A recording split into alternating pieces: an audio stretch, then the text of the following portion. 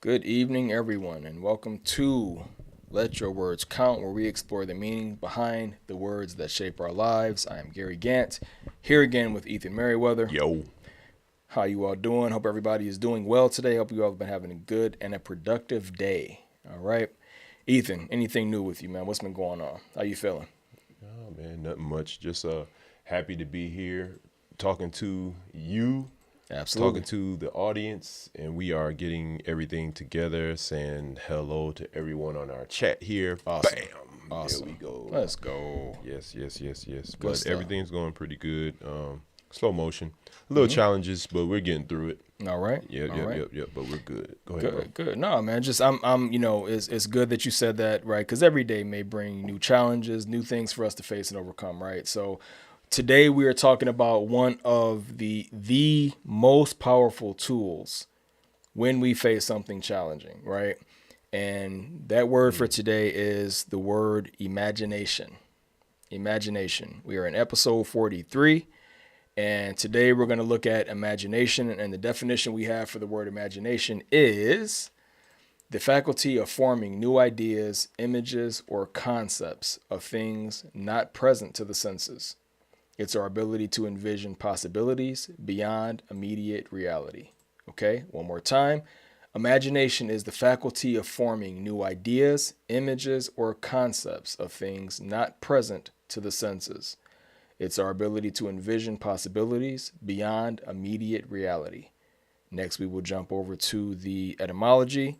Ethan, if you want to take that for us. Oh yeah. All right, here we go. The etymology origin from Latin imaginatio or imaginatio. I think I said it the same. That's all right. Meaning picture, idea, or thought. Derived from imaginary, to form an image, picture to oneself. Historically tied to mental images, creativity, and invention. Love it. All right. Do you want to hit the emotional lens while we're at it? Absolutely. All right. So here's the emotional lens. So ideally is feelings, the feeling side of it, positive, negative. The positive side is creative, hopeful, visionary, playful. That's interesting. Huh? But yeah. The negative side is unrealistic, escapist, fearful when imagining worst case scenarios. And why? Because imagination connects to our dreams and fears. It can fuel both inspiration and anxiety. That's perfect. That's Yes. perfect. We can almost stop right there. Yeah, Call yeah, that the we're episode done. for today, man. We're Because done. that's really where it comes down to. It's like having those periods of time where you're kind of sitting and dwelling in your thoughts. And we kind of touched on this too. I forgot whether it was last episode or the episode before that. Like if I sit there and I have some situation that's come up or that I'm expecting or anticipating that I have to confront. That's what it was with confrontation, right?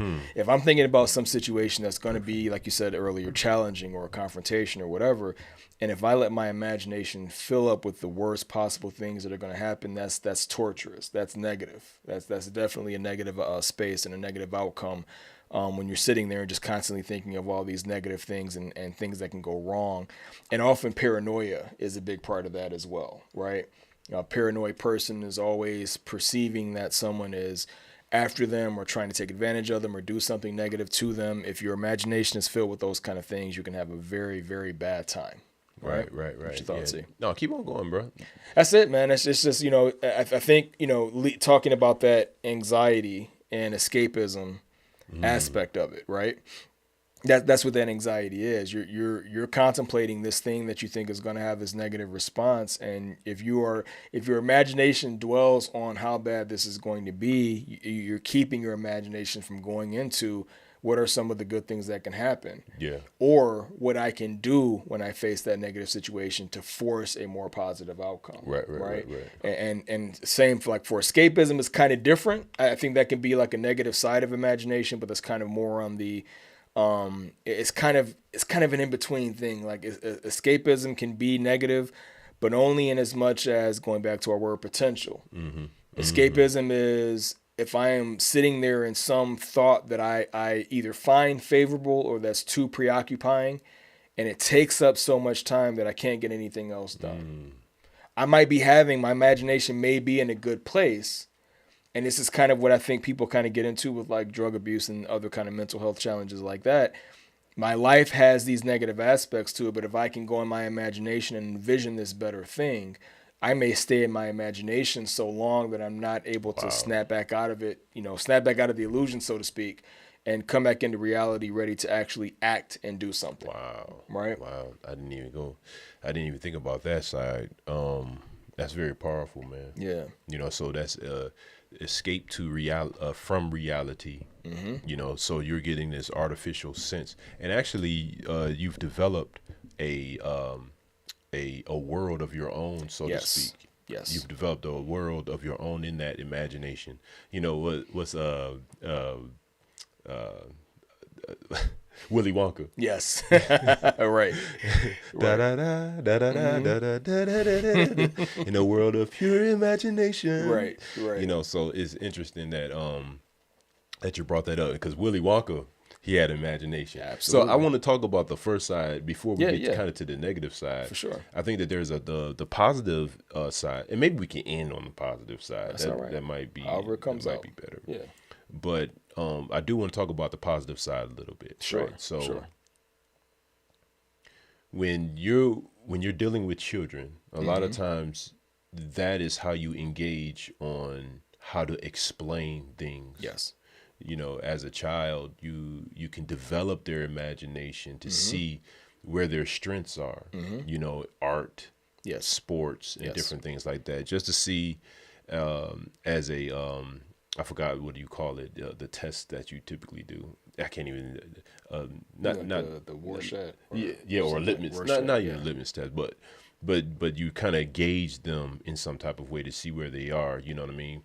One thing, when I was young, and when I was when I was in kindergarten, I didn't realize I had the type of imagination until my teacher started to test me, or test the children to see where they are. Gotcha. When it comes to drawing, and art ended up becoming one of my favorite classes. Right? Gotcha. Okay. Because art is the expressive area of the brain that you probably didn't even know that you had, being so young. Right.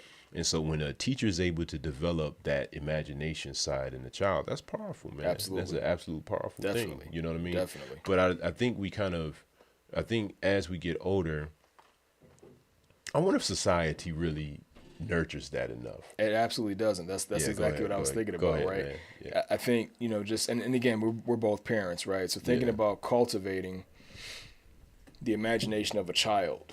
Yeah. And I think life tends to kind of snuff that out in people. Yeah. Right. But also, I've seen parents sometimes do the same thing. Right. Because, again, that dwelling in your imagination too long, right, it may prevent you from getting things done that you need to, right? And even like, we were talking about, if you stay in this, if you've made up this illusion and this fantasy in your mind, and you stay there so long you can't get anything done, there could be a problem there. But at the same time, you can't name me one producer, director, writer who hasn't spent a lot of time dwelling on some fantasy story in their mind, but they acted on that fantasy to create something else, right? So dwelling on it so long that it prevents action in reality can be a problem. But if you're dwelling in that fantasy land, in that kind of imaginative place, produces something or leads you to produce something, then you've reclaimed something positive from it. But I think our job as parents, not even going to say our job, but a wonderful potential and possibility that we have in front of us is to, instead of snuffing out a child's creativity, stop, having these whatever, vain thoughts or imaginary friends, stuff like that. Maybe not that one so much, but if a child is imagining, hey, what if I can do this? I love to hear a child say that, because you'll hear children express, what if I can do this one thing that an adult would never vocalize or spend any time thinking about? You know what I mean? So I think it's important, and I've tried to kind of play around with this idea myself as a parent. Your child says, hey, Dad, what if I can do this, some strange or supernatural thing? I'm not going to tell them it's not possible. I'm not going to tell them that's fake, that's foolish, that's nonsense, stop it kind of thing. Let them imagine, let them kind of have their play space and kind of enjoy what's a positive experience for them while they're children. Because even if you as a parent chooses to nurture that, a lot of times life is going to squeeze it out of them anyway. Yeah, right. yeah, But yeah. I think, a word we talk about a lot of times, if you tell that child they can't imagine, if you tell that child they can't stretch or reach beyond the limits that we've reached, or the things that we found to be real or kind of, defining laws of the universe kind of thing, they may never reach the potential that they really have. Yeah. Yeah. We got to let them kind of play around with that vision. And again, not to the point of being inactive, but, to the point that it lets them create and kind of work new solutions to things. I think we have to kind of find ways to nurture that. Yeah, and coach it really, like Absolutely. coach the potential that's For in sure. that child, right? For sure. Because a lot of times with children, man, you remind them what they do with what they used to do when they're younger. They're Yes. like, I did that. Yeah. It's fleeting. Exactly. Because sometimes imaginations are fleeting. Right. Right. But those that hold firm or hold true or whatnot, that's the reason why you have a Steven Spielberg, a George Lucas, Absolutely, and bro. Christopher Nolan. And it's interesting that you said that, like with this imagination, right? We're going to start getting into the other side of imagination, right? We can constantly talk about the positive side, because you could talk about the imaginations that brought forth. Okay. We're sci-fi junkies, right? Yeah, so yeah, it's a man. lot of things popping into our mind with this. Yeah, with the imagination. For sure. Because I was just thinking about a point. I believe that the imagination is God-given. Sure. Agreed. All right. When a child is able to naturally come up with ideas and ways to form stories in their mind and different things like that, that has to come from somewhere. Yes. Right. It Yes. comes from a creative side that is inherent in humans. Right. Right. Right. I think that there is a thought in my mind where with this imagination where we do have to be careful with how we think. Yes. Just like what you were saying about, like a person wants to bend reality by introducing substance in their life or whatever the case may be. I'm not going to talk about that right now. Sure. But the imagination that I was just thinking about is going down the path of receiving thoughts that are not yours. Yes. Right. Yes. Once we start going down there, because we start talking about Christopher Nolan, the movie Inception. Yes. Right. It's like one of my favorite movies. Right. It's very, very deep. And I was thinking about how far can an imagination go. All right. But even though in the movie it was about dreams. Right. But it's just his imagination to come up with that type of story is amazing. But with an imagination, how far do you want to go with this imagination? One thing that I loved about the movie Inception, even though he was talking about dreams, he had an anchor. Each of them had their own. Was it a pendulum? That was an anchor. The totem, they called it, right? It was a totem. That's Yeah, right. That's yeah. right. That's right. Yeah. Thanks. That it was whatever they choose. So they knew that it was if they were still in the dream, or if it was reality, right? So I think with our imagination, we should do the same thing in some type of way, something that can draw us back to anchor us. Now, I'm still developing my thought with that. You know what I'm saying? Because I do believe that there's an imagination that can take us down a place that we have to be very, very careful with. You see what I'm saying? One of the things or aspects I was thinking about is I'm gonna let you go ahead. I'm gonna come back to the thought because I'm still developing my thought because I was going to hope, but I don't want to go there just yet, right? With imagination. But go ahead, bro. So if I can maybe set the stage for where I think you might be going with hope, right? Is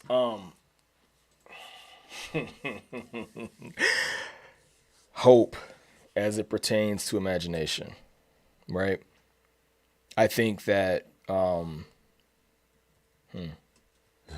think one of the most intentionally limiting things that's been done is to strangle hope out of people, to give them so much busy work or mental guilt when they are exploring things in their mind has stifled. And this is what I was talking about, like where life kind of snuffs out the imagination out of a lot of adults. I think that's been done deliberately.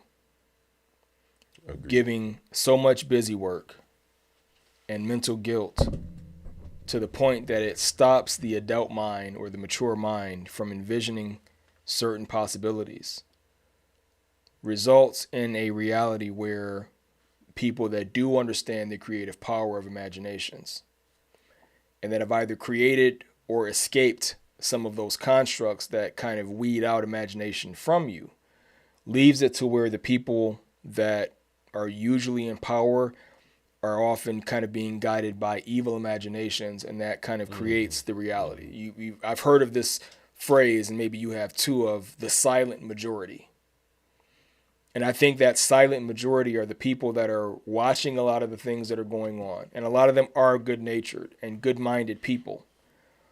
But because what's not positive and good-natured is so loud and so I'm forgetting the word. I'm thinking, it's a word that's escaping me right now. Obnoxious. Mm-hmm. That, the evil, selfish, manipulative minority is so obnoxious and so loud that it looks like it's the majority. It looks like that's the bulk of what's going on. And I don't think it is. I think that silent majority are the people that have, for whatever reason, are being quiet, whether they're scared, whether they've just had the life and the will and the imagination sucked out of them or whatever the case is. It's those people that I think have to actuate their imagination and have to allow their minds to be free from some of the constructs that are just, again, meant to kind of be busy work and to keep us so occupied that we can't do anything more. And you and I talk about this a lot, right? It's like you do your time at your job, and then you got, your time that you're doing all these other things. Your time is filled. It's very, very little downtime, such that when you do find downtime, you want to just switch everything off, watch a show, kind of veg out and not have to think. Mm-hmm. What if instead you were in a paradigm where you were rewarded for thinking and trying to find ways to your solutions, and not that little bit of time that you find to kind of carve out where you could be imagining solutions to problems? You're so tired that you're just wanting to veg out and kind of turn everything off, right? It's a dangerous place to be. Yes, I agree, right? Man. I think I think that when it comes to that hope, like you said, is stripped from us. Mm-hmm. When we're not taught how to think, mm-hmm. right, then you are making yourself susceptible to receive anything from anyone. Yes. Right? Definitely. Because I've been a part of that. For sure. We have. I think that we all have been a part of that. Absolutely. Right? Mm-hmm.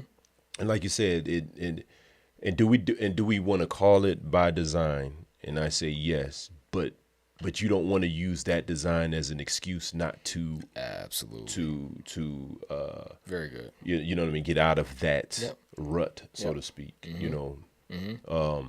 Don't use it as an excuse to be inactive. Yeah. Mm-hmm. Yeah. Go ahead. No, that was it, bro. Go ahead.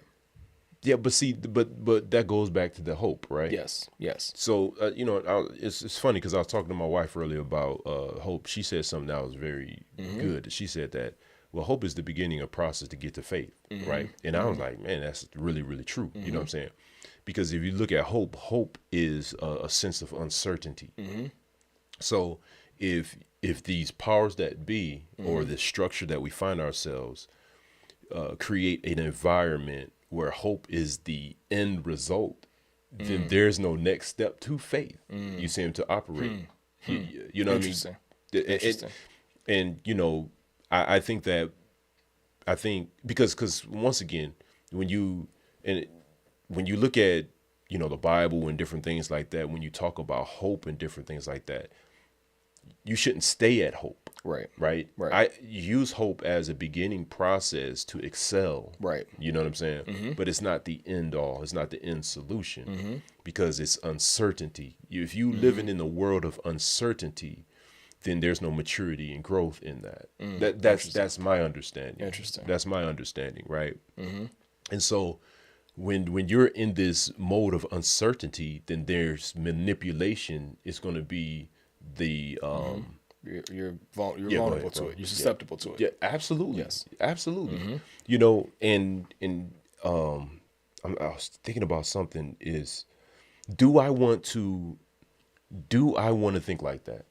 Do you have the power? And you don't realize when you are in that manipulative state, you don't realize that you have the power of choice to say, I no longer want to think like that. Right. You see what I'm saying? That's right.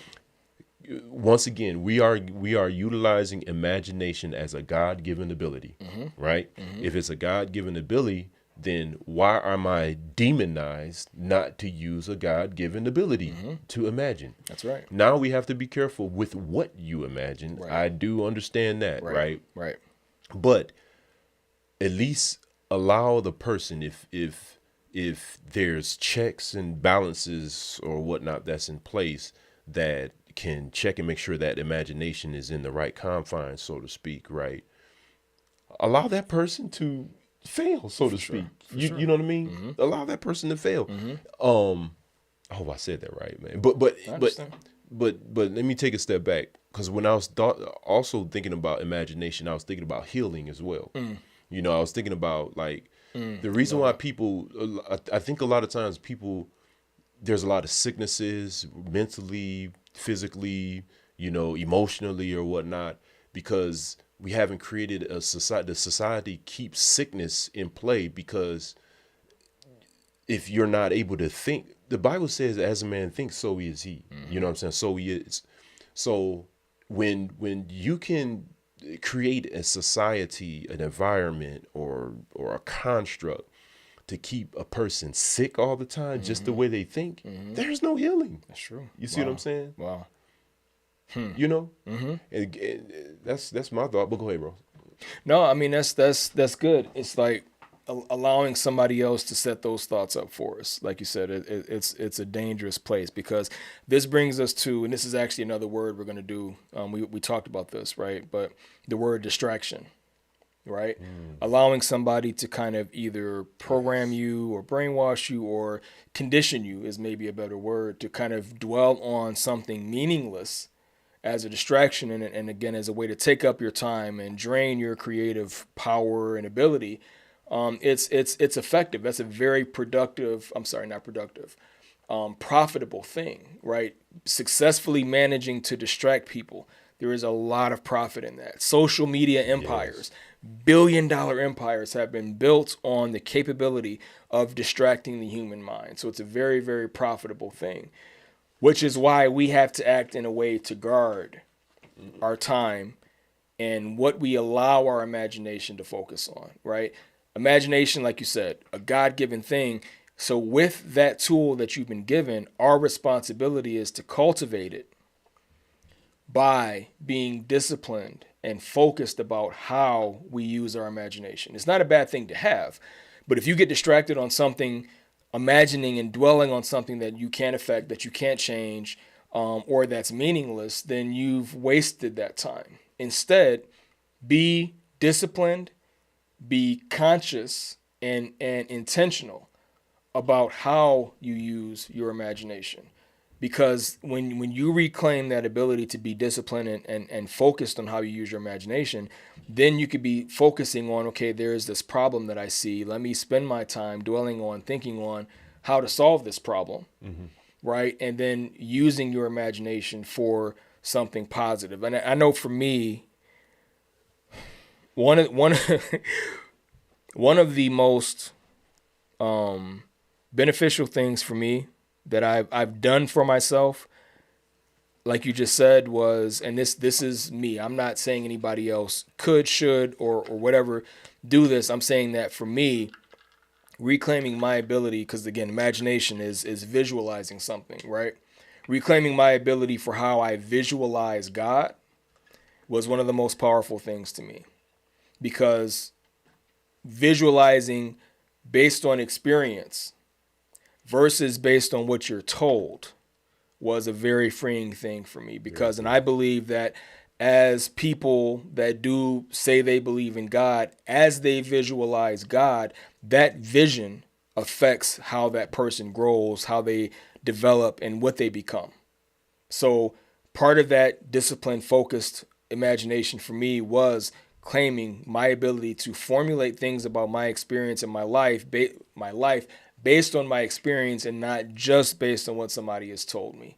And again, I think that works to kind of help you have focus and intent behind the things that you're imagining things that are actionable, imagining things, because I think that your imagination is a way to turn creative thought into actionable reality.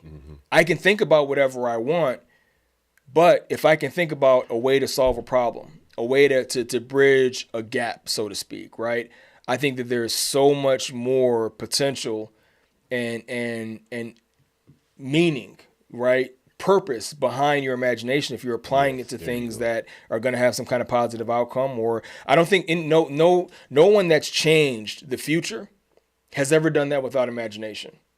Somebody envisioned a better future, and they set out to either fight to and strive to achieve that, or change laws to achieve that, or change the way they led, the kind of example that they set. Nobody that was ever responsible for any part in making the future better ever did that without imagination, because it wasn't based on where they were at that point in time, to your point about hope earlier, right? If I see some situation or conditions that are not favorable, I'm not dwelling on those things that are not favorable if I'm envisioning and responsible for change. Very good. Right? So it's like, yeah, okay, things might not be the way you want them to be.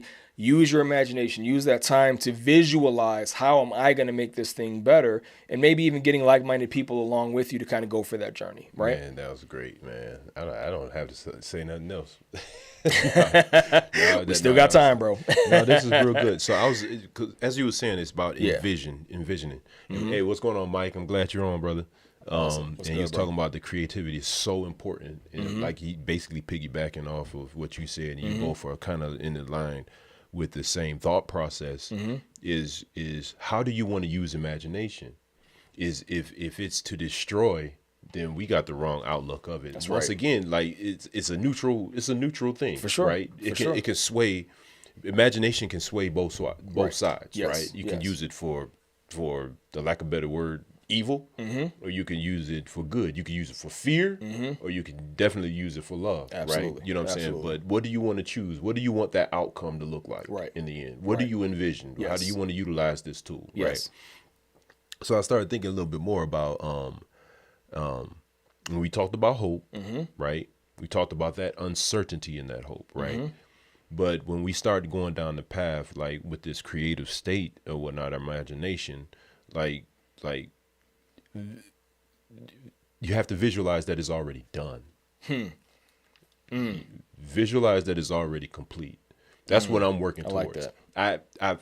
And so many people say that. I see it all the time. I hear it all the time, but I know that that's something that I have to work towards. Right. Like visualizing that it's already there. It's complete. Right. I remember, and correct me if I'm wrong, bro. Like I think that when you look at the word imagination in certain settings that we were raised in, and I'm not going to constantly bring it up, but it's not always looked at the highest point of value. Okay. But I think that you can create limitations, like within the confines of not truly understanding the value of imagination, right?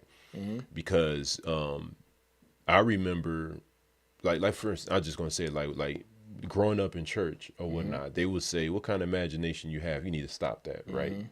But you don't realize that you're actually stunting growth in some type of. I always say stunting. Stunning your growth, right? So, because I think what they're doing is using scripture wrong. They'll say like casting all imaginations. It's like read the context of what Paul is talking about. that. You understand what I'm saying? For sure. So when every time you see imagination in the scripture, it doesn't necessarily mean that it's evil. Right. So if you don't necessarily like the word imagination, you might have to change the word to something else in some type of way so you could get the full gist and understanding of how powerful that word is. Absolutely. Now, if you're casting down the imagination, those are those things that exalt themselves above God. You and I are not going to use imagination in that way. Right. You see what I'm saying? I think it's very important for us to understand that. But the thing is, it's like a lot of times, man, when we see things, we don't necessarily, like within our mind, like when, and this is another thing is, in my mind is, when you talk about imagination, going back to what we said earlier, is like, what do you envision and what is it that you want it to look like? What do you want the outcome to be? You know, if you have to write it out, write it out. You know what I'm saying? If it's it, you have to speak it, right? You know what I mean? But what do you truly want it to look like? Because in my mind, I want peace, I want joy, I want laughter, I want healing within the process of my imagination. I want my imagination to be this developed, creative state that everyone is benefited by it. You understand what I'm saying? I love that. Not just me being benefited by it, but everyone that's in my soul. Listen, it may not even come in my time, but whatever that's within my imagination that's developed that can heal someone, I don't have to see it with my own eyes. As long as it happens further down the line, I am good to go. You see what I'm saying? I love it. And I think that and I think sometimes, I think that, you know, our faith is small because we don't visualize it far enough. You see what I'm saying? You know, so I'm gonna leave that right there, man. No, that's good. That's good. I mean, because it just, and I think, you know, again, just the way you were bringing that point home, right? It makes sense, and this is what we were talking about a little bit before the show started too, right? Was having this vision, you know, kind of think about the desired state from the other side. Like if I was already there, and I think about what that desired state is, imagination is kind of what builds the bridge for you to get to that next state, for that desired reality. Your imagination creates that bridge to a new reality, because then I can look at it, okay, what's desirable about that to be state, and then kind of work your way backwards on what are the things that need to be there. What are the things that I could do now to kind of point myself in that direction of that desired state and start taking actions that's going to land you at that desired state when it's all said and done. So I think imagination is a part of building that bridge to get to your intended destination. But there's one more aspect in my mind, like for imagination, that we have to talk about as far as an enabling positive usage of the word imagination. And I say enabling because there's a very, very important word that we talked about. We've done an episode on already. And that, you know, again, we've talked, you know, personally, right, how this is one of the most important words we've dealt with. Harmony was one of those words. But another big word that came up during that conversation, and again, I think we've done a separate episode on this, but the word empathy. The word empathy. Empathy is not possible without imagination. Wow. There is no empathy to a human that has no imagination, because empathy is, I have to place myself in that person's shoes, and there's so much of that lacking today. There's so much, as long as something doesn't affect me, I don't care. Very good, man. There's so much of that going around that it leaves the world in a saddened and worse state if a person cannot be empathetic to what someone else is going through. I'm going to keep that thought to myself. There is so much benefit. You know, imagination has to be there for you to think past how good you may have it and place yourself in a person's shoes that has it less fortunate than you, that is suffering some hardship, that's going through some hard time, that is in some heartbreaking situation. The best way you can respond to that person a tool that's going to help you respond the best way to that person and maybe lend the most assistance to that person is use your imagination. Say, if that were me, if that was me in that position instead, you would want somebody to help you. You'd want somebody to say something to encourage you, to do something that can help you. And nothing would help you envision the right kind of help to give to that person, but envisioning yourself there. And again, we're not making these Bible classes, but I will pull out the beneficial and loving instruction that we've had from our upbringing and say that that is exactly what Jesus meant when he gave instructions like, you know, you welcomed into my kingdom because you saw me hungry and you fed me. You saw me homeless and you gave me shelter. And people were saying, oh, well, you know, when did we do this to you? We never saw you doing these things. In that you did this to the least of my people, it's like you've done it unto me. That mindset of if you can look at every person as having that worth, if you can look at every person as belonging to God and see the value in them as the same divine entity that's given consciousness to all life is in them as well as in you, then you can empathize and say that's me. Like, just again, it's that scripture, there go I, right? If not for God's mercy, there go I. If it wasn't for whatever situation I have that's led me to a profitable and desirable life, if this person doesn't have that same thing, put myself in their shoes, what would I want somebody to give to me, to do for me, to talk to me, to whatever? Because you can't give the right kind of compassionate response unless you allow your imagination to take you to that place of being in that person's shoes and having empathy for their situation, right? I said too much for that statement, but that's just what it is. It's just how it came out. So no, man.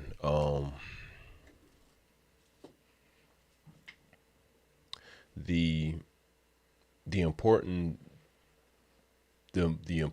part of what you said to me is realizing that bridge that you were talking about is not crossed yet for most. And actually the bridge is not completely built all the way. I think it's a bridge that's always being built. Yeah.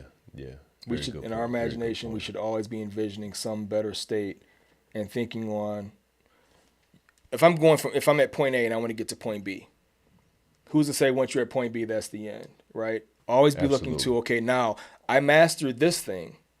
What's the next thing I need to do? Absolutely. Right? 100%, man. So, you know, while you were saying that, man, it segues to a word that I was thinking about as well. Like when you talk about empathy is investment. I love that. I was thinking about empathy as an investment. Empathy is investing in something that you see value, potential, and growth in. Yes. All right. I love that. That bridge that you're building has potential.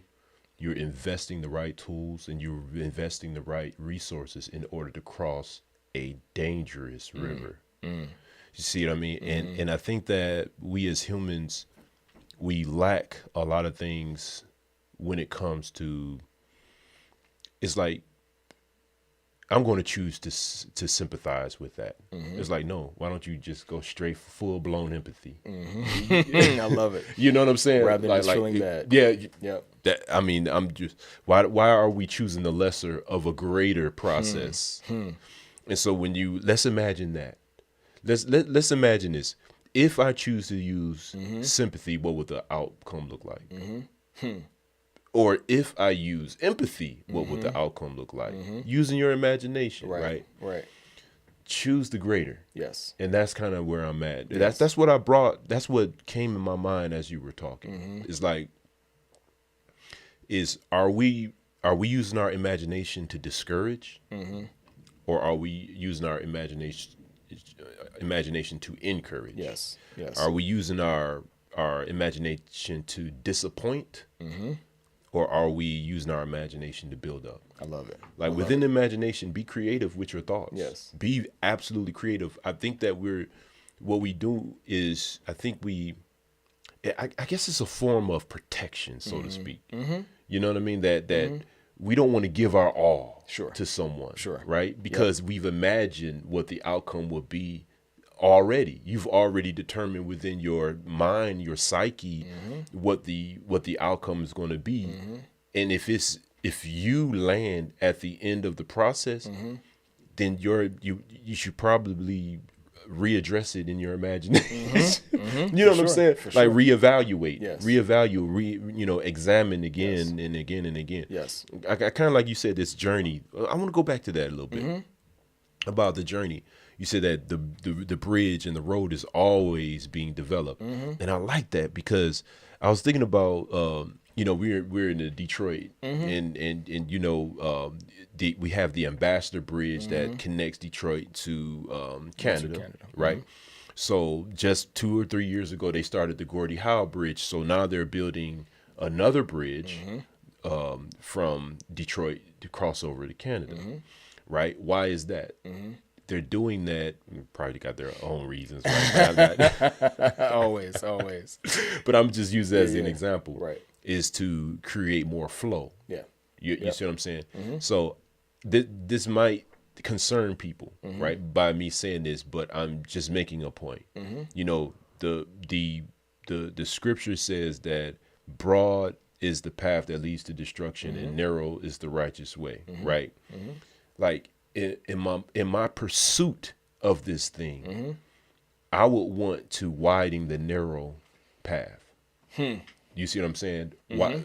I even though the scripture says that narrow is the pathway, like narrow is there's few that make it in, many, but in my imagination, I want to imagine that narrow road widening so more righteous people can go cross over. Right. Because I'm constantly in this mode of improving in continuous improvement. You see what I'm saying?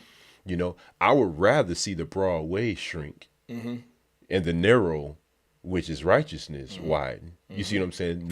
You understand what I'm saying? That's what I imagine. Right. I imagine that because I believe that there is a good in all of us.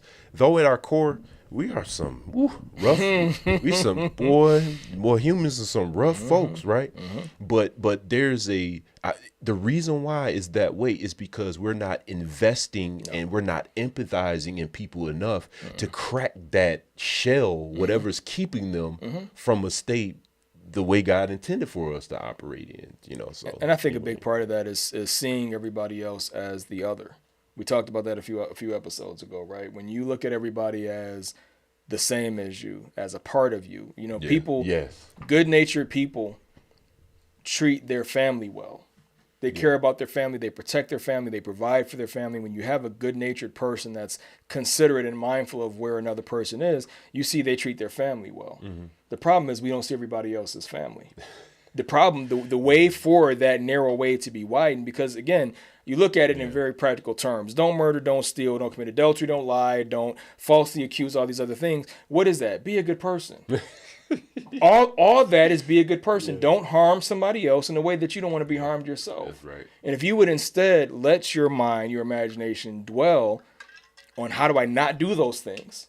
How do I treat other people the same way that I would if they were family or if that was me? Yes. And a lot of those problems will go away. Yeah. The problem is how many people are going to embrace that? How many people want so strongly to believe that there's limited resources and I got to go for mine because if I don't. So see, that's a good point because I think it's because the society, going back to what you said earlier, the society that's been developed doesn't allow people to think with an imagination. No. They've been handed an imagination. Yes. I love it. You see what I'm saying? Yep. And I think that we have to recognize that. You got to take a step back and say, are these my thoughts? Right. To me, I'm be honest with you, I like my thoughts. Right. I like thinking for myself, right? I don't care for someone suggesting certain things. Now, as far as advising and allowing me, I love what Paul said. He said this, Paul the Apostle, he said this, he said, consider what I say. And the Lord will give you understanding in all things. I like that because that was an invitation. Yes, I love That's not, I'm demanding you to think like this. No, he said, I consider these things that I say. Absolutely. And I think we have to be mindful of that, even when we talk to our kids, to family members, to anybody that we cross. Right? You have to talk to them just like what you said in the last, like in the last podcast. Is like, would you be friends with yourself if you talk to the? That's right. That's important. That's right. That's You know what I mean? So when you talk about this imagination, this is an ability that we all wake up in the morning and we deal with. You deal with. Is no way you can get around dealing with your imagination. That's right. That's right. It's innate. It's a part of us. It's everything. It's who we are. Absolutely. You know, when you dream, you know what I'm saying? Do I have the craziest dreams sometimes, man? You know what I'm saying? So I'll be like, where did that come from? I know what you mean, bro. Yeah, man. I know what you mean. That's awesome, man. But that's what it is, right? We all, one of those things, we all have an imagination. Take care how you use it. Be disciplined. Yeah. Be focused.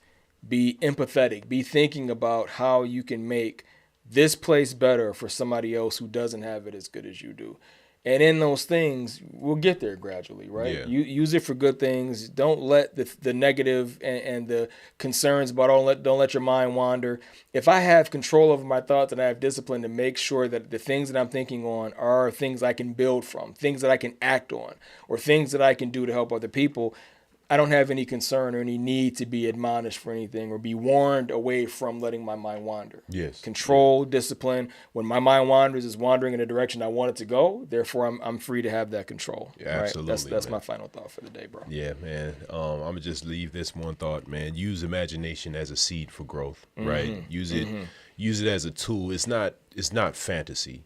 It's actually it's meaningful and it means something. Creative tool. It's a creative tool. Use it to the best ability, just like what G said. And I'm done. I don't know if you have bro. anything else. I'm all This set, was man. a quick Good one. episode. We are so glad that you tuned in. And this is Ethan Merriweather. Gary Gant.